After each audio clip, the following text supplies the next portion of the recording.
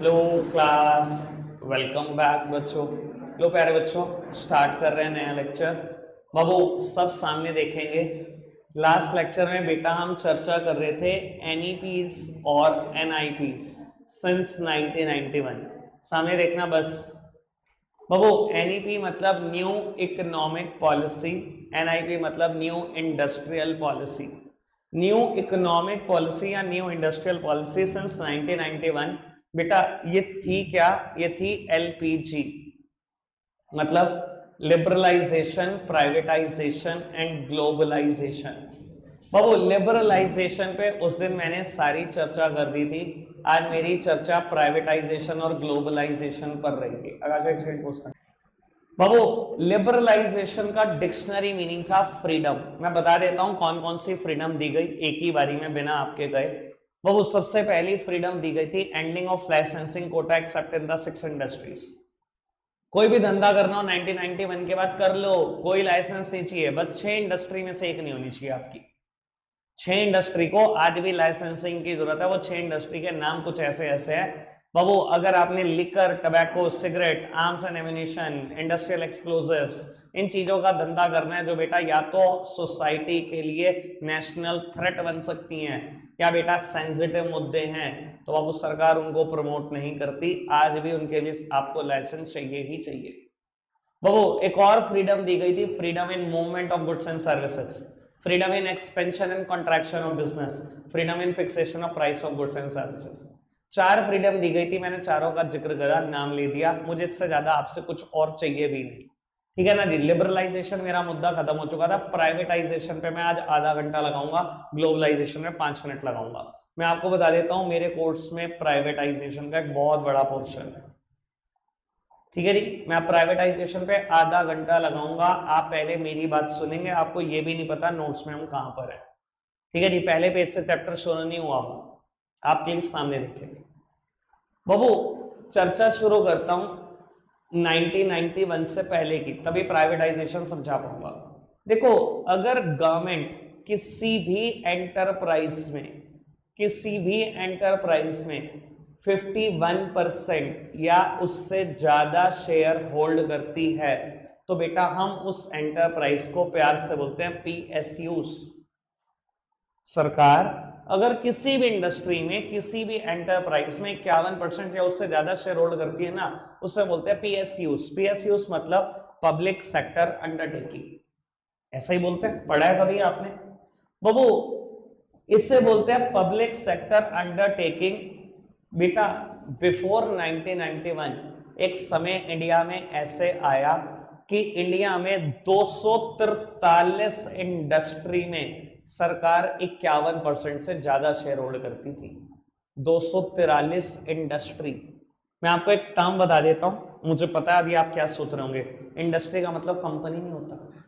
Industry term is much wider than a company. सुन लो पहले आराम से मेरी बात। देखो, एक इंडस्ट्री में कई 100 कंपनियां भी हो सकती हैं। समझाने के लिए एक एग्जांपल देता हूं। टायर इंडस्ट्री, टायर इंडस्ट्री एक इंडस्ट्री है, इसमें बहुत सारी कंपनियां हैं। एमआरएफ टायर है, सीएट टायर है, राल्को टायर है, गुडईयर है, ब्रिजस्टोन है, अपोलो टायर है, मिशलिन है, और बड़े होंगे। ये तो मैंने गिने चुने 7 नाम, बढ़िया बढ़िया नाम दे दिए। अगर मैं कहूं banking industry, State Bank of India है, पंजाब नेशनल बैंक है, आईओबी है, बीओआई है। आईओबी मतलब इंडियन ओवरसीज बैंक है, बैंक ऑफ इंडिया है, कैनरा बैंक है, देना बैंक है, HDFC Bank, blah blah, Axis Bank, Kotak Mahindra Bank, पता नहीं कितने नाम और गिनवा दो सर। 243 इंडस्ट्री, यानी कि कई हजारों कंपनियों में गवर्नमेंट के शेयर 51% या उससे ज्यादा लगे हुए हैं। मतलब गवर्नमेंट की सोच पता है क्या थी? मैं अगर आपको आइडिया दूं तो आपका दिमाग खराब हो जाएगा। बिफोर 1991 गवर्नमेंट को पता है क्या लगता था? सारे पैसे मैं कमा लूं, प्राइवेट सेक्टर क्यों कमाए? अच्छा, ये नया बिजनेस आ रहा है, ये भी मैं कर लेती हूँ, ये नया, ये भी मैं, और चीज में हाथ पैर में रखा है। मतलब one fail to understand the logic of producing shoes. Government is producing shoes and bread. Before 1991 government ने शूज बनाए हुए हैं, ब्रेड बनाई हुई है इंडिया में। मतलब कुछ भी जो धंधा मिले वो मैं कर लूं। लेकिन गवर्नमेंट को पता नहीं, and attempt to control everything result in controlling nothing. हर चीज कंट्रोल करने जाओगे ना, एक भी नहीं होगी, एक भी नहीं होगी। और आपकी नॉलेज के लिए बता देता हूं कि 243 की 243 इंडस्ट्री लॉस मेकिंग, सॉरी की सॉरी लॉस मेकिंग। अब गवर्नमेंट का दिमाग खराब हो गया, मैंने धंधे इतने सारे शुरू करे, सारे लॉस में चले गए, टू जड़ लॉस में। इतनी परेशान हुई गवर्नमेंट। बाबू फिर गवर्नमेंट ने रियलाइज करा हम प्राइवेटाइज करेंगे, प्लीज सामने देखना, हम प्राइवेटाइज करेंगे। मतलब what do you mean by privatisation? Government ने कहा ये मैं अपने शेयर्स बेचूंगी। कब तक बेचूंगी? जब तक मेरा कंट्रोल 49% और लेस नहीं आ जाएगा। बाबू अगर गवर्नमेंट ये शेयर बेचेगी और गवर्नमेंट का कंट्रोल 49% या उससे कम ना आ जाए तब तक बेचेगी। अगर गवर्नमेंट का कंट्रोल 49% या उससे कम आ गया तो इसका सीधा सा मतलब है प्राइवेट सेक्टर का कंट्रोल 51% या उससे ज्यादा आ जाएगा। भाई गवर्नमेंट ये शेयर किसको बेचेगी? हमें तो बेचेगी, हम प्राइवेट सेक्टर को तो बेचेगी। गवर्नमेंट का मैं शेयर बेचूंगी सारे के सारे पीएसयू के। कब तक बेचूंगी? जब तक मेरा कंट्रोल 49% या लेस ना आ जाए। अगर गवर्नमेंट का कंट्रोल 49% या उससे कम आ गया तो बाबू किसका कंट्रोल बढ़ेगा? हमारा ही तो बढ़ेगा, प्राइवेट सेक्टर का। बाबू इसका सीधा सा मतलब है प्राइवेट सेक्टर का कंट्रोल 51% या उससे ज्यादा हो जाएगा। इसी सिचुएशन को बोला गया प्राइवेटाइजेशन, क्योंकि प्राइवेट सेक्टर का कंट्रोल ज्यादा हो जाएगा। समझ में आ रहा है किस सिचुएशन को बोलते हैं प्राइवेटाइजेशन? जहां मोनोपोली हट जाए गवर्नमेंट की, जहां पब्लिक सेक्टर की मेजॉरिटी आ जाए। ये पब्लिक सेक्टर की तो सॉरी, यहां प्राइवेट सेक्टर की मेजॉरिटी आ जाए। अब हमारी तो मेजॉरिटी आ गई, गवर्नमेंट मेजॉरिटी से कम आ गई कि नहीं आ गई? इस सिचुएशन को बोला गया प्राइवेटाइजेशन। समझ में आई बात? मैंने कुछ टेक्निकल वर्ड सिखाने जो आपने मुझे पक्का बताया 9th और 10th में कभी नहीं सीखे, इसलिए आराम से सुनना। बाबू ये जो गवर्नमेंट अपने शेयर बेचेगी ना 51% से 49% से कम तक लेकर आएगी। बाबू इस सेल ऑफ शेयर को ना हम टेक्निकली बोलते हैं डिसइन्वेस्टमेंट, और ये वर्ड ज्यादातर गवर्नमेंट के लिए इस्तेमाल होता है। Sale of share technically known as disinvestment, और ज्यादातर वर्ड सरकार के लिए इस्तेमाल होता है। वैसे एक एग्जांपल देता हूं, मान लो बेटा मैंने आज रिलायंस के शेयर बाय कर लिए, तो आपने कई लोगों को ऐसे कहता सुना होगा, मैं भी बोल देता हूं कभी कभी, मैंने आकाश भाई को बोला आज मैंने ना रिलायंस में इन्वेस्टमेंट कर दी। अगर मैंने परचेज करे शेयर तो मैं उसको टेक्निकली बोल रहा हूं मैंने इन्वेस्टमेंट कर दी। और मैंने अगर आज रिलायंस में से शेयर बेच दिए तो मैं यही बोलता हूं कि मैंने आज डिसइन्वेस्टमेंट कर दी। Purchase of share is technically known as investment and sale of share is technically known as disinvestment. Technical word समझ में आया? कोई दिक्कत तो नहीं?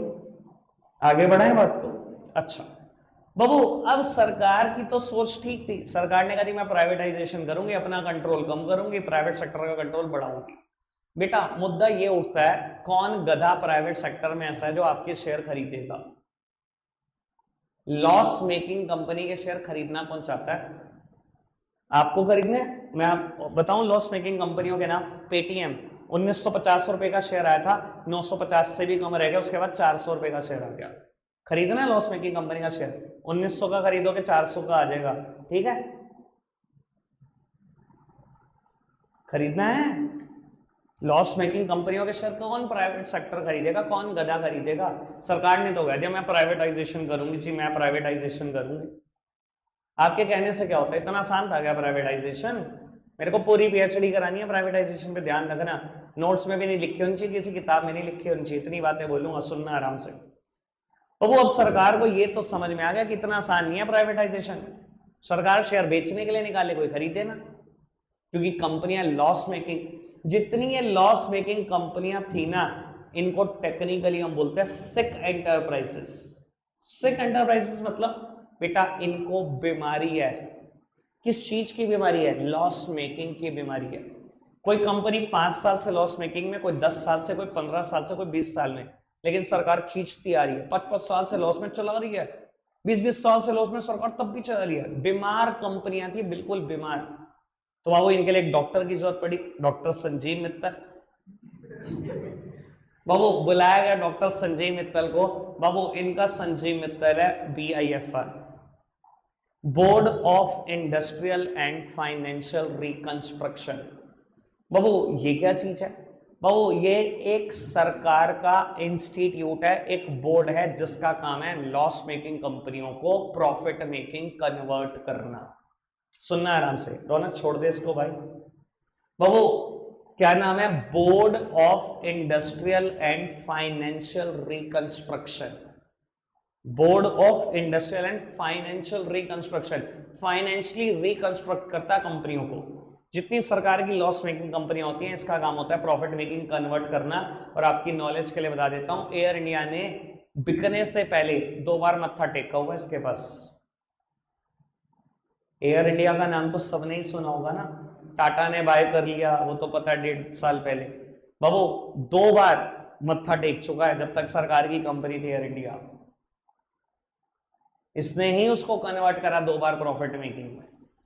और आपको बता देता हूं बहुत ठीक ठाक अमाउंट लग जाती है प्रॉफिट मेकिंग कन्वर्ट करने में। मुंबई का एक चार्टर्ड अकाउंटेंट है, सिर्फ 22-23 साल का लड़का है, सिर्फ मुंबई में ऐसी ऐसी कंपनियां उठाता है जो लॉस मेकिंग कंपनियां औने पौने दाम पे बिक जाती है ना वो कंपनियां।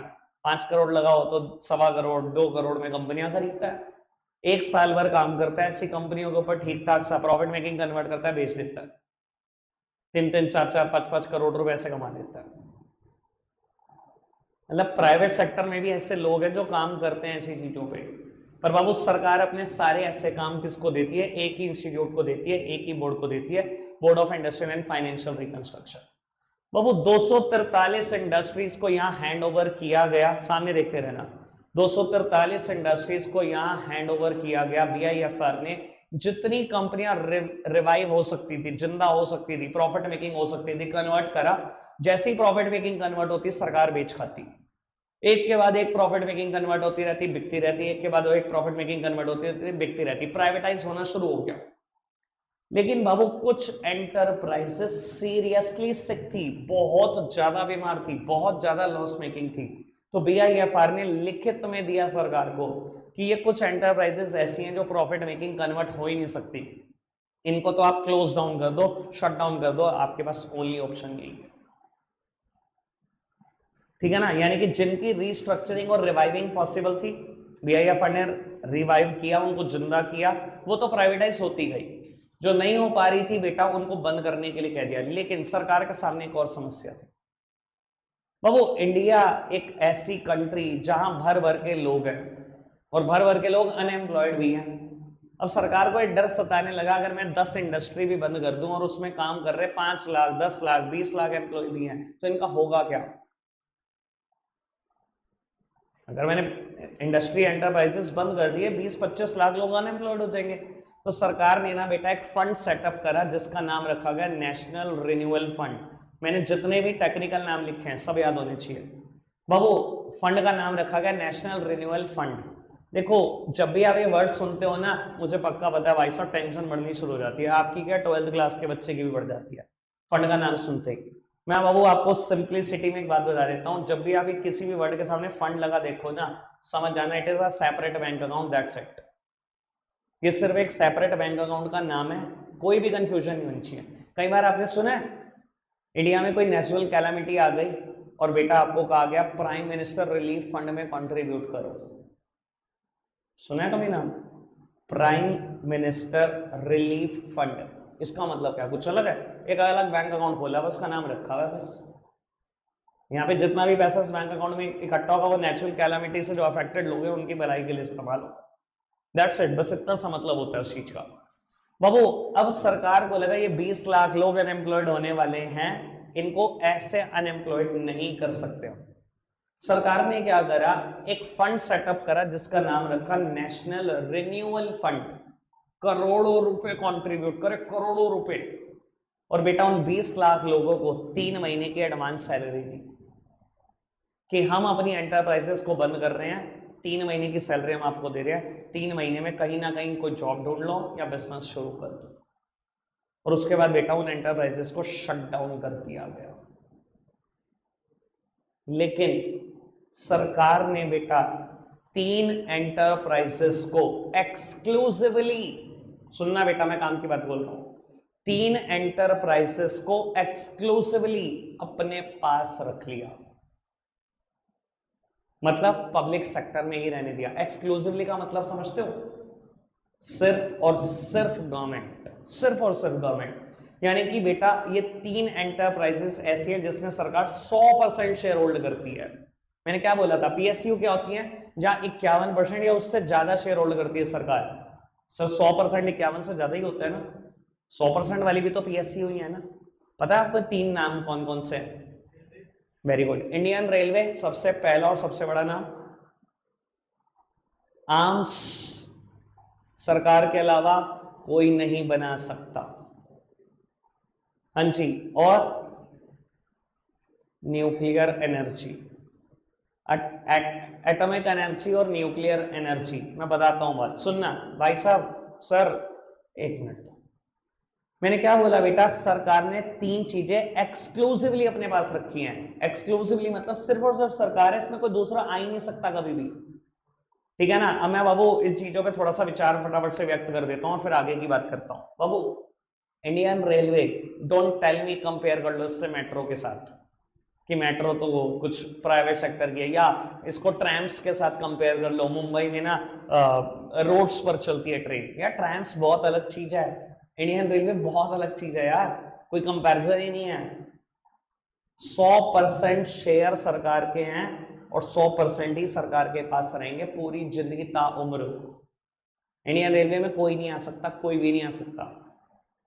दूसरी बात बेटा, न्यूक्लियर एनर्जी के ऊपर मैं एक बात कर देता हूं।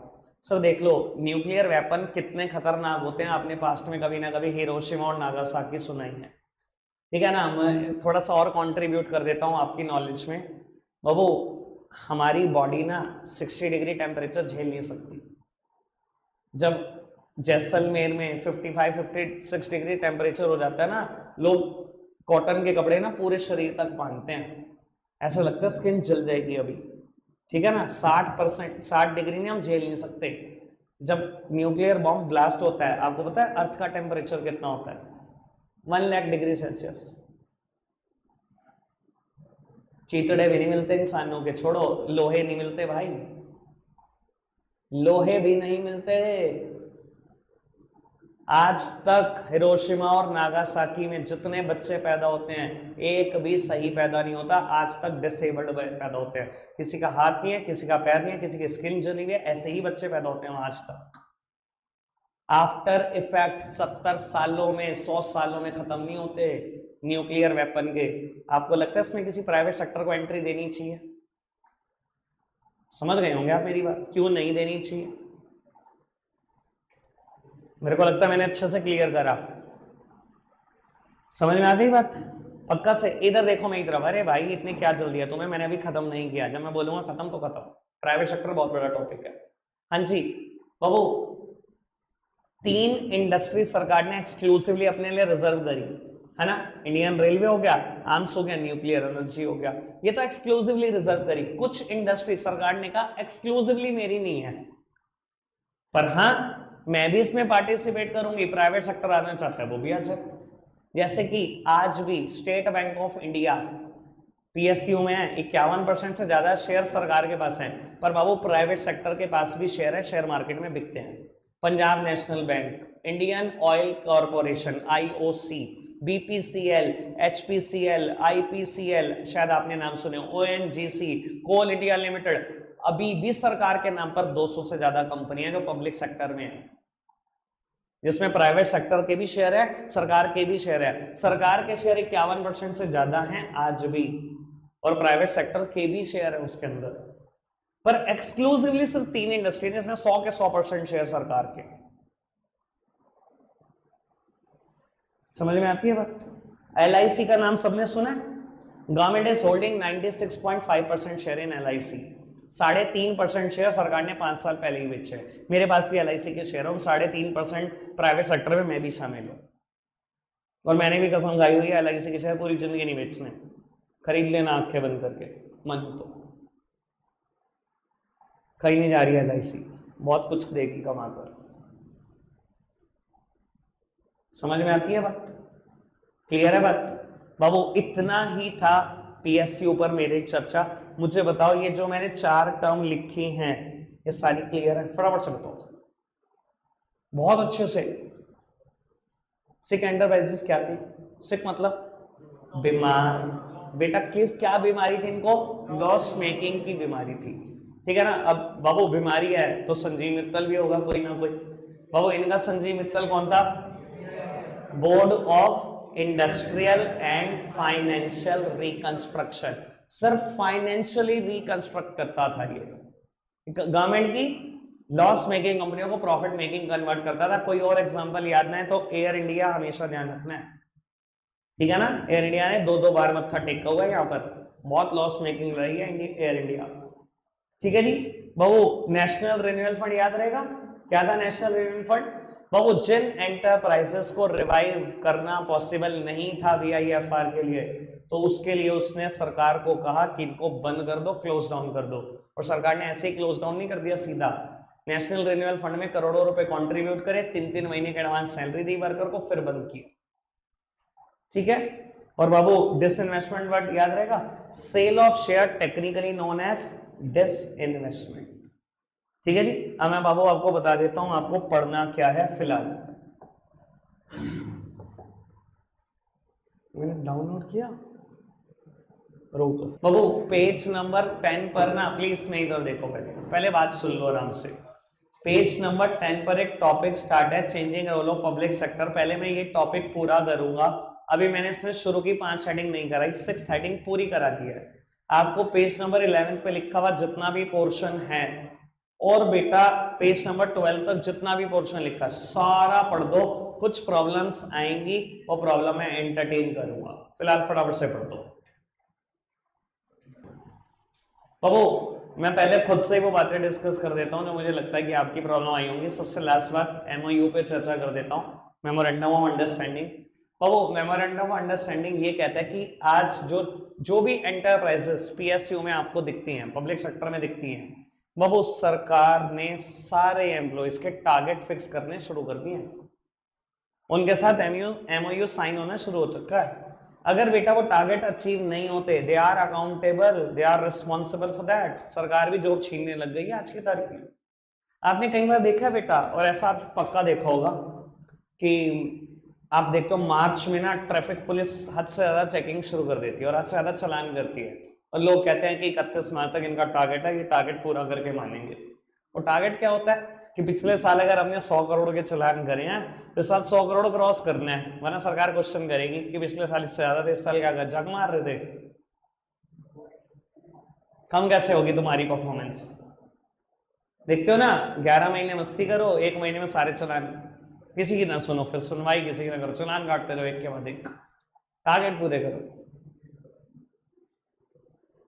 ठीक है जी। बाबू एक बात बीच में और आई थी, मेरे को यहां से रिलेटेड कुछ बात करनी है। बाबू ये 243 इंडस्ट्री थी, 3 को सरकार ने एक्सक्लूसिवली अपने पास रखा, बाकी को एक्सक्लूसिवली अपने पास नहीं रखा, पर कईयों को और रखा। मैंने कईयों के नाम भी बताने की कोशिश करी, LIC का एग्जाम्पल दिया मैंने, कुछ बैंक के एग्जाम्पल दिए मैंने, SBI का, PNB का, और भी मैंने कुछ एग्जाम्पल दिए। बाबू मान लो अगर सरकार ने 200 इंडस्ट्री भी बेची हो, 200 प्राइवेट सेक्टर को बेचते गए, खाली कर दिया, अपने शेयर 0% पे भी लिया इस सरकार कईयों में, जिनको पूरा तरीके से प्राइवेटाइज कर दिया, अपना शेयर 1% भी नहीं छोड़ा, और वो रुपए इकट्ठे हुए होंगे सरकार के पास। जी बिल्कुल हुए थे। क्या किया सरकार ने इस पैसों का?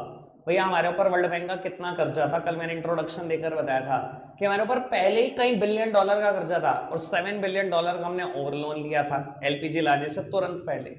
सरकार ने जितना भी पैसा रियलाइज हुआ उससे बेटा अपना प्रिंसिपल बर्डन और इंटरेस्ट बर्डन कम किया था। समझ में आती है बात? बाबू एक और बात जिस पे मैं चर्चा करना चाहता हूं, ऑल्दो खैर थोड़ा ज्यादा लेवल बढ़ जाएगा। बाबू यहां पर एक बात लिखी थी, bring down the government equity in all the non strategic PSUs to 26% और लोअर नेसेसरी। इधर देखना बाबू, जो इंडस्ट्री स्ट्रेटजी से चलती है ना थोड़ी भी, वहां तो सरकार ने अपनी इक्विटी 49% या उससे कम करी थी।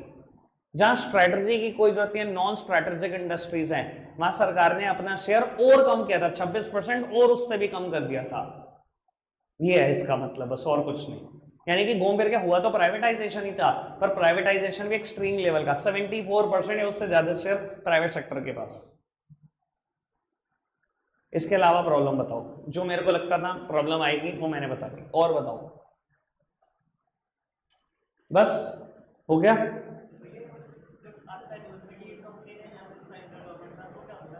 यही होता है मेमोरेंडम अंडरस्टैंडिंग। बाबू किसी भी चीज के लिए एमओयू साइन हो सकता है, किसी भी चीज के लिए, जैसे कि मैं अभी उसी पे बता रहा हूँ, किसी भी चीज के लिए एमओयू साइन हो सकता है। मान लो आज जियो ने सरकार के साथ साइन कर दिया कोई एमओयू, ठीक है ना, वो एमओयू में ये हो सकता है कि जियो सरकार के इतने इतने डिपार्टमेंट को क्या करेगा, फाइबर सर्विसेज देगा।